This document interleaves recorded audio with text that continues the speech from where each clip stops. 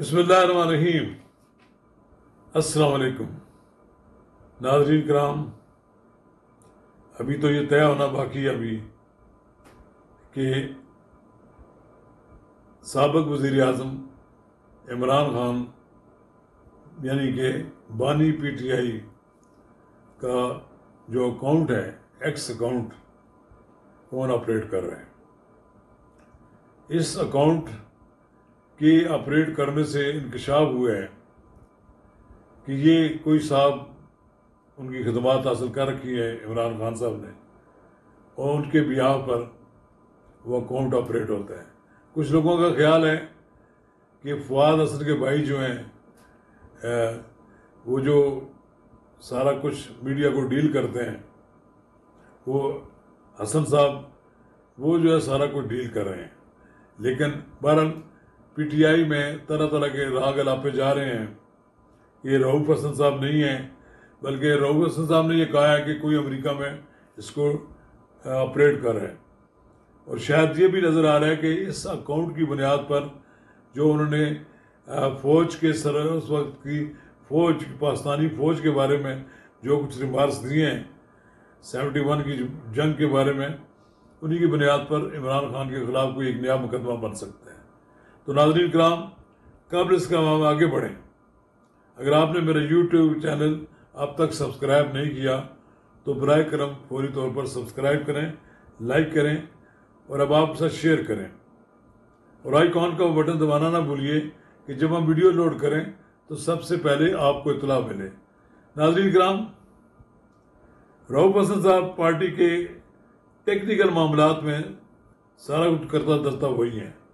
ये फवाद हसन फवाद के भाई भी हैं, लेकिन उनके नज़रियात बड़े मिलते हैं इमरान खान साहब के साथ। बाहर के मालिक में आर्टिकल छपाने हो तो उनके ज़रिए छपते हैं, मुमकिन है वो खुद ही लिखते हों। लेकिन एक बात बड़ी वाज़ेह है कि इमरान खान की जो ट्वीट हुए और वो जो 1971 की जंग के बारे में ट्वीट हुआ है, वो ऐसा हुआ है कि अब उससे पार्टी जान छुड़ाना चाहती है। और पार्टी की तरफ से कहा जा रहा है कि इमरान खान साहब तो जेल में हैं, वो तो इसको डील ही नहीं कर रहे, ना वो उसको ऑपरेट कर रहे हैं। कोई बाहर अगर कर रहा है तो उसके वो जिम्मेदार नहीं है। और एक बात बड़ी अहम है कि फ़र्ज़ करें इमरान खान साहब उसको ऑपरेट नहीं कर रहे, तो फिर तो ये ट्विटर की कंपनी है, अदारा है, इसको फिर बंद कर देगा। क्योंकि ये जो इसको ट्वीट करने का इख्तियार है वो सिर्फ इमरान खान साहब को है। तो इमरान खान साहब कभी कभी उनका पैगाम जो है वो किसी न किसी हवाले से बाहर निकलता है और ये लोग करते हैं, लेकिन अपने ही दाम में खुद फंस जाते हैं। अब कोई शख्स भी जिम्मेदारी कबूल करने के लिए तैयार नहीं है। FIA इंक्वायरी कर रही है, FIA एक नया केस बनाने की कोई तैयारी कर रही है, और कोर कमेटी जो है PTI की, उसका इजलास हुआ है जिसमें FIA की तरफ से इंक्वायरी को मुस्तरद किया गया है। पर ठीक है, खान साहब एडवेंचर तो करते हैं, और अभी तक खान साहब को भी समझ नहीं आ रही कि वो करना क्या करेंगे। क्या उनकी डील हो जाएगी एस्टेब्लिशमेंट से, या वो एस्टेब्लिशमेंट से टक्करें मारते हुए अपना सब कुछ तबाह कर देंगे। अभी तक खान साहब को भी समझ नहीं आ रही कि वो क्या करें।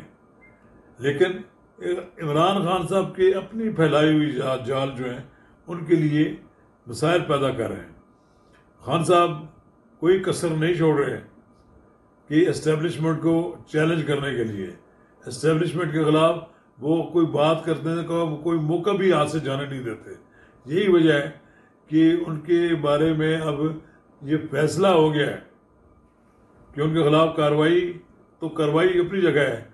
वो जो केसेस पेंडिंग पड़े हुए हैं, और 9 मई का जो केस है उसके बारे में जल्द फैसला होगा, और वो फैसला मुझे लगता है होने वाला है, क्योंकि आइंदा चंद दिनों में इसकी आगे को पेशरफ्त होगी। इमरान खान साहब ये समझते थे कि शायद कि उनके दबाव में ये सब कुछ रुका हुआ है, नहीं, ऐसी बात मुझे नज़र नहीं आती। अब एक वक्त ऐसा आ गया है कि खान साहब के बारे में कोर कमांडर्स कॉन्फ्रेंस में भी एक फैसला हुआ है कि 9 मई के जो लोग हैं, जिन लोगों ने फौजी तनसीबात पर हमला किया था और फौज को चैलेंज किया था, उनके बारे में उनके खिलाफ जो केसेस हैं वो चलेंगे और उनको करार वाकई सजा मिलेगी और मिलनी भी चाहिए। उनको माफ़ कर देने का मतलब यह है कि जो फौज है उसने कंप्रोमाइज़ कर लिया है। फौज को हर चीज़ पे कंप्रोमाइज़ कर सकती है, लेकिन मुल्क की सलामती और फौज की जो इज़्ज़त वक़ार है उस पर तो कहीं भी वो कंप्रोमाइज़ नहीं कर सकती। अब मेरा ख्याल ये है कि इमरान खान साहब के लिए कुछ मुश्किल दिन आने वाले हैं और गर्मी भी आने वाली है, और इस गर्मी में मुमकिन है कि उनका जो हौसला है वो पस्त हो जाए।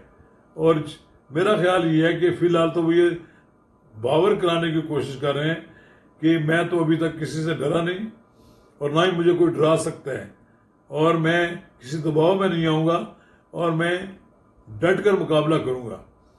अब देखते हैं कि खान साहब डट कर मुकाबला करते हैं या अपने लिए कोई मज़ीद मुश्किलात पैदा करते हैं। मज़ीद मुश्किलात तो उनकी बढ़ रही हैं।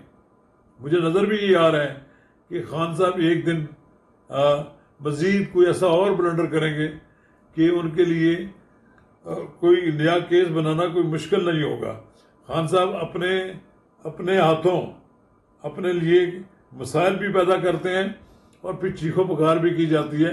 जैसा कि उन्होंने कहीं कहा है कि मुझे डेथ सेल में रखा गया है। तो बताया गया है कि एक अच्छे खासे बड़े खूबसूरत कमरे में उनके लिए जगह बनाई गई है, जो उन पर सहूलियात दी गई हैं वो भी सारी बताई गई हैं। मास वाइज की सहूलत ये नहीं है कि वो बाहर नहीं आ सकते, बाकी तो उनके लिए जेल के अंदर पूरी सहूलतें मौजूद हैं। बहरहाल जेल ही होती है।